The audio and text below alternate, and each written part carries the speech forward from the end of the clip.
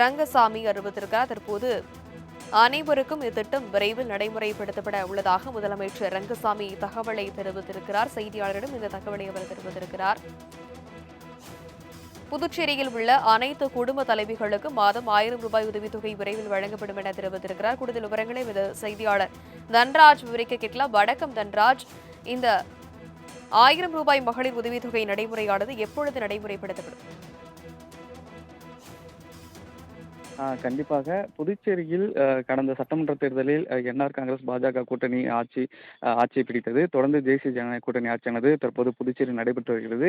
இந்த நிலையில் கடந்த சட்டமன்ற தேர்தலின் போது புதுச்சேரியில் உள்ள குடும்ப தலைவர்களுக்கு ஊக்கத்தொகையாக ரூபாய் 1000 வழங்கப்படும் என முதலமைச்சர் ரங்கசாமி அறிவித்திருந்தார்.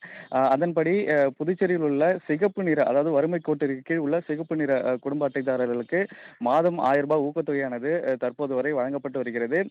இந்த நிலையில் கடந்த சட்டப்பேரவை கூட்டத்தொடரின் போது இந்த சிகப்பு நிற அட்டைதாரர்களுக்கு வழங்கப்படும் ரூபாய் 1000ஐ 2500 உயர்த்தப்படும் என்றும், மேலும் மஞ்சள் நிற அட்டை வைத்துள்ளவர்களுக்கு குடும்ப தலைவர்களுக்கு, அதாவது எந்தவித உதவித்தொகையும் பெறாத குடும்ப தலைவர்களுக்கு ரூபாய் 1000 புதிதாக வழங்கப்படும் என அறிவித்திருந்தார்.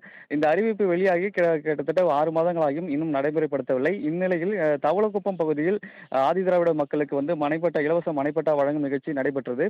அதில் பேசிய முதலமைச்சர் ரங்கசாமி சட்டசபையில் அறிவித்தபடி மஞ்சள் நிற குடும்ப அட்டை வைத்திருக்கும் குடும்ப தலைவர்களுக்கு ரூபாய் 1000 விரைவில் வழங்கப்படும் எனவும், இந்த ஆகஸ்ட் அல்லது செப்டம்பர் மாதத்தில் இந்த உதவித்தொகையானது வழங்குவதற்கான நடவடிக்கை எடுக்கப்படும் என தெரிவித்துள்ளார். மேலும் இதே போல ஏற்கனவே சிகப்பு நிற அட்டைதாரர்களுக்கு வழங்கப்பட்டு வரும் ரூபாய் 1000 உதவித்தொகையானது ரூபாய் 2500 உயர்த்தி வழங்கப்படுவதற்கான நடவடிக்கையும் எடுக்கப்பட்டு வருவதாகவும், இவை இரண்டும் விரைவில் வழங்கப்படும் எனவும் தெரிவித்துள்ளார். விவரங்களுக்கு நன்றி தன்ராஜ்.